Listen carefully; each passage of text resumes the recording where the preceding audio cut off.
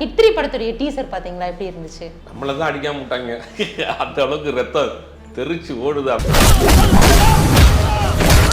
வைலன்ஸா இருக்கிறதையே ரொம்ப நார்மல் ஆக்குறாங்களோ? ஏன்னா ரீசெண்டா வெளி வந்த அனிமல் படமா இருக்கட்டும், இல்ல புஷ்பா படமா இருக்கட்டும், தலைமை ஆசிரியை வந்து ரொம்ப வேதனையோட ஒரு விஷயத்தை பதிவு பண்ணியிருக்காங்க. புஷ்பா 2 படம் பார்த்துட்டு நிறைய ஸ்டூடெண்ட் வந்து அதே மாதிரி கெட்ட வார்த்தை பேசுறாங்க. புஷ்பா படத்தை அப்படியே ஃபாலோ பண்றாங்க, அதே மாதிரி முடி வெட்டிக்கிறாங்க. நாங்கள் வந்து கண்ட்ரோலே பண்ண முடியல. இந்த படங்களுக்கெல்லாம் எப்படி சென்சார் கொடுக்குறாங்க? நாங்கள் தோத்து போயிட்டோமோ. கேரளால வந்து ஸ்ட்ரைக் நடக்க போகுது அப்படின்ற மாதிரி சொல்றாங்க. தக் லைஃப் படமும் வந்து இப்போ ரிலீஸ் ஆகுற டேட்டை வந்து தள்ளி வைக்க போறதா சொல்றாங்களே சார். சம்பளம் குறைக்கிறது தான் அங்கே பிரச்சனை. கேரளா நடிகர்கள் சம்பளம் குறைக்கணும் அப்படின்னு கேட்குறாங்க. பட் கேரளா நம்ம நடிகர்களையும் அந்த நடிகர்களையும் கம்பேர் பண்ணி பார்க்குறப்ப பல நடிகர்கள் இப்போ தான் கோடியிலே சம்பளம் வாங்குறாங்க. அப்படிங்கும்போது அமீர் கான் ரீசெண்டாக நான் எந்த படத்துக்குமே வந்து சம்பளம் வாங்குறது இல்லை, படத்தில் வந்து லாபம் வந்தால் மட்டும்தான் நான் வந்து வாங்குறேன். ஓடிடி பிஸ்னஸ் கிடையாது, ஓவர்சீஸும் பெருசாக பிஸ்னஸ் கிடையாது.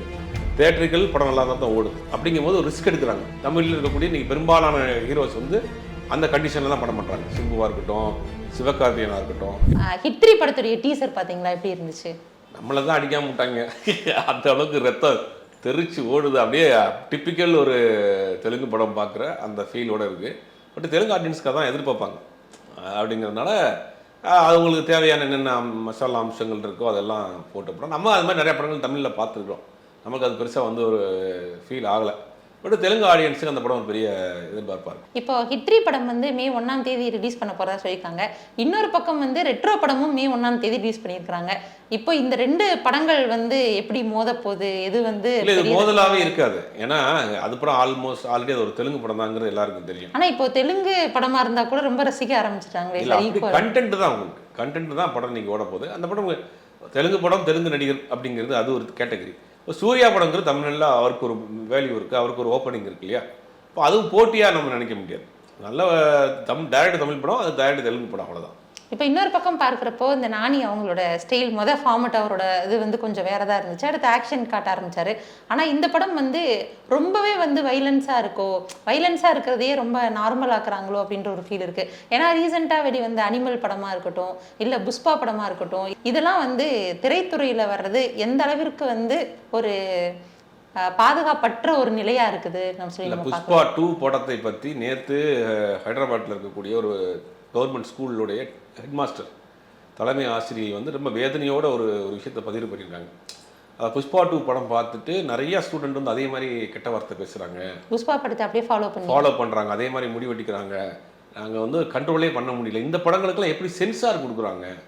ஒரு ஸ்கூல் பையன் அதை பார்த்துட்டு நிறைய அதே மாதிரி பண்ணுறான், அதே மாதிரி ஆக்டிவிட்டி பண்ணுறான். எங்களால் கண்ட்ரோலே பண்ண முடியல, நாங்கள் தோற்று போயிட்டோமோ இந்த பசங்களை மெயின்டைன் பண்ணுறதில்லன்ற மாதிரி ரொம்ப வேதனையாக சொல்கிறாங்க. இந்த படத்துக்கு எப்படி சென்சார் கொடுத்தாங்கன்னு கேட்குறாங்க. அப்போ ஒரு கலைஞர்களுக்கு குறைஞ்சபட்சம் ஒரு சமூக அக்கறை பொறுப்பு வேணும். இந்த நேரத்தில் நம்ம எம்ஜிஆர் அவர்களாக நம்ம சொல்லியே ஆகணும்.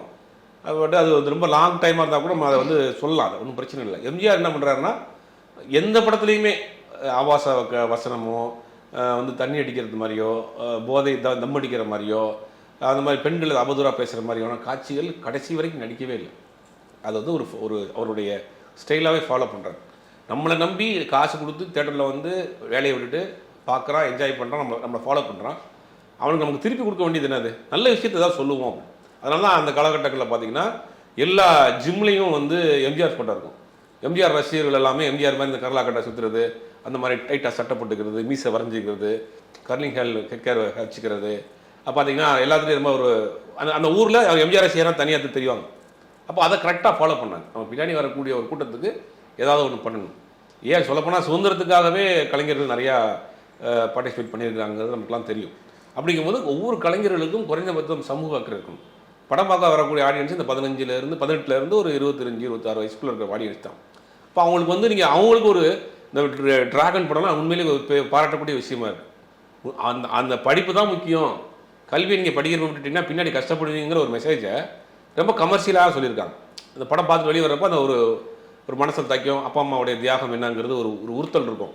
பட் இந்த படங்கள் வந்து ரவுடிகளை தான் ஹீரோவாக காட்டுறது, கடத்தல்காரனை தான் வந்து பில்டப் பண்ணுறது, தண்ணி அடிக்கிறத நார்மலைஸ் பண்ணுறது, போதையை அடிக்கிறத வந்து ஒரு இது பண்ணுறது அப்படிங்கிற ஒரு விஷயத்த பண்ணி அதை வந்து இதெல்லாம் பண்ணால் தான் நம்ம ஹீரோ போல் அப்படிங்கிற ஒரு விஷயத்த தொடர்ந்து பண்ணுறாங்க. அது வந்து தெலுங்கு இண்டஸ்ட்ரியில் அதிகமாகவே இருக்குது. அந்த புஷ்பா 2 படத்துலையும் அதான் பண்ணியிருக்காங்க. அதனுடைய இது மாதிரி தான் இந்த படமும் பார்க்க. இந்த படத்தை பார்த்தா ஃபுல் அண்ட் ஃபுல் வெட்டு குத்து ஒரே ரத்தம் தெரிச்சுக்கிட்டே இருக்குது. இப்போ இங்கே பார்த்தா ஓடிக்கிட்டே இருக்கிறார் நானி, எங்கே ஓடுறாருனே தெரில, அந்த மாதிரி இருக்குது. பட்டு அதெல்லாம் அவங்க சரி பண்ணுவாங்களாங்கிறது அந்த அந்த இண்டஸ்ட்ரியில் இருக்கிற ஆட்கள் தான் செய்யணும். இன்னொரு பக்கம் வந்து இப்போ கேரளாவில் வந்து ஸ்ட்ரைக் நடக்க போகுது அப்படின்ற மாதிரி சொல்கிறாங்க. தக் லைஃப் படமும் வந்து இப்போ ரிலீஸ் ஆகுற டேட்டை வந்து தள்ளி வைக்க போகிறதா சொல்கிறாங்களே சார். இல்லை, ஜூன் 1 அவங்க ஸ்ட்ரைக் அனௌன்ஸ் பண்ணுறதா? ஜூன் 1ங்கிறது கேரளாவோட மான்சூன் சீசன் ஸ்டார்ட் ஆகும். பட் அதனால் வந்து தள்ளி வைக்கிறாங்களா என்னன்னு தெரியல. சொல்லப்போனால் அந்த பிரச்சனையை சால்வ் பண்ணிடுவாங்கன்னு நினைக்கிறேன் என்னுடைய பாயிண்ட் ஆஃப் வியூவில். அங்கேயும் பெரிய அளவில் பாதிப்பில் இருக்குது. சம்பளம் குறைக்கிறது தான் அங்கே பிரச்சனை. கேரளா நடிகர்கள் சம்பளம் குறைக்கணும் அப்படின்னு கேட்குறாங்க.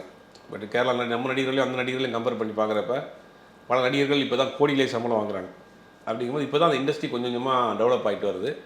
சம்பள பிரச்சனையும் அவங்க பேசி சரி பண்ணிடுவாங்க. அந்த ஜூன் 1ங்கிறது ஒரு ஸ்ட்ரைக்கு வந்து டெட்லைன் டேட் வச்சுருக்காங்க. அதுக்கு முன்னாடி பேச்சுவார்த்தையெல்லாம் நடக்குது. வணிகமாக இந்த மாதத்தில் கூட அடுத்த மாதத்தில் கூட ஒரு சிட்டிங் பேச்சுவார்த்தை நடக்குது. அந்த நடிகர் சங்கமும் அந்த தயாரிப்பாளர் சங்கமும். அதில் ஏதாவது ஒரு உடன்படிக்கை ஏற்பட்டுச்சுன்னா ஸ்ட்ரைக் வாபஸ் ஆகிறதுக்கு வாய்ப்பு. இப்போ ஒரு படத்துடைய ஒரு கதையை எடுக்கும் போதே அது வந்து பெரிய சவாலாக இருக்குது. இதை தாண்டி இப்போ காஞ்சனா 4 வேற அப்டேட்டில் இருக்குது. எப்படி சார் 1 2 3 4ன்னு எப்படி இருக்கு ராகவா லாரன்ஸ் அவங்க? இல்லை, பேய்க்கு வந்து நீங்கள் கலரை மட்டும் மாற்றிட்டோம்னா சரியாக போயிடும். அது வந்து ஒரு பங்களாக்குள்ளே இருக்கிற பேய், ஒரு காட்டுக்குள்ளே இருக்கிற பேய்.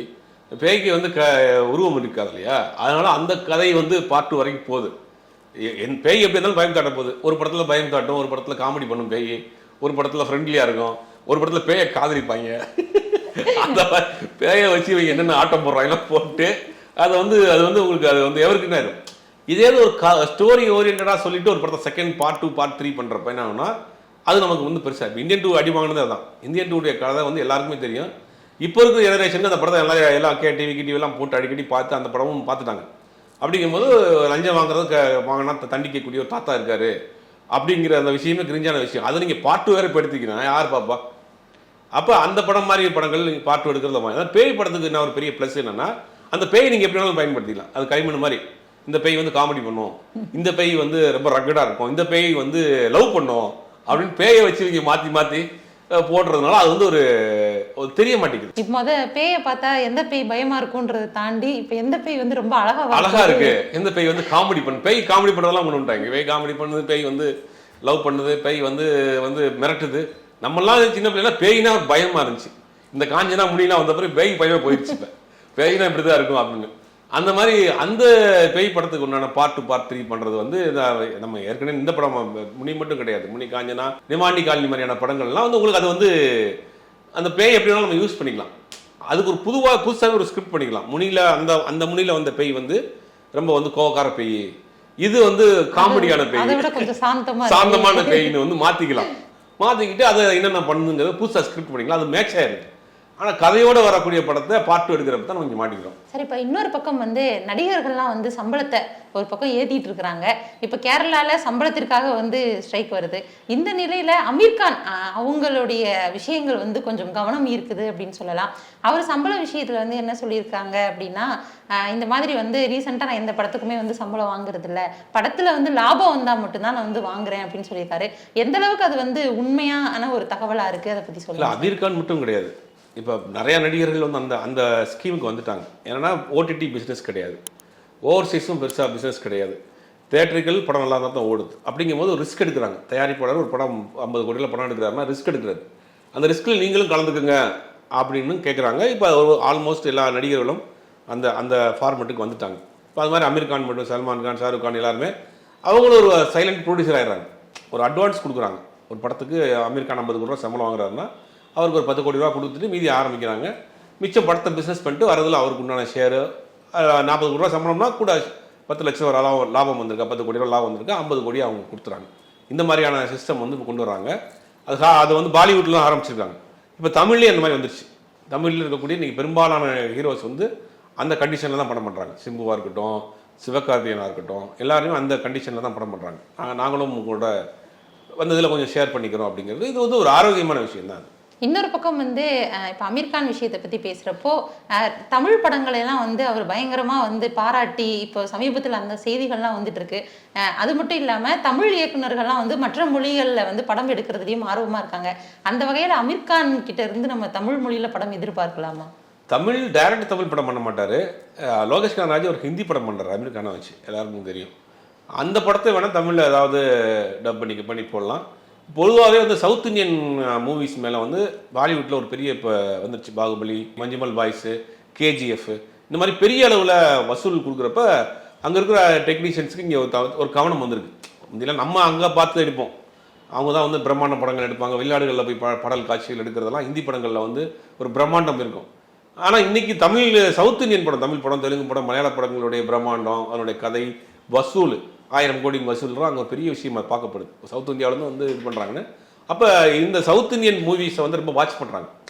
இப்போ வந்து ரொம்ப குறிப்பாக வாட்ச் பண்ணுறாங்க, என்னென்ன பண்ணியிருக்காங்க அப்படிங்கிறது. அதை நோக்கி ஒரு தமிழில் படம் வரக்கூடிய படங்கள்லாம் தொடர்ந்து பார்க்குறாருன்னு நினைக்கிறேன். இன்னொரு பக்கம் கதை பிரம்மாண்டம் அப்படின்னு சொல்லும் போதே இன்னொரு விஷயம் ஞாபகம் வருது. என்ன அப்படின்னா, இயக்குனர் லிங்குசாமி அவர் வந்து 700 கோடி பட்ஜெட்டில் வந்து படம் பண்ண போகிறதா வந்து சொல்லியிருக்காங்க.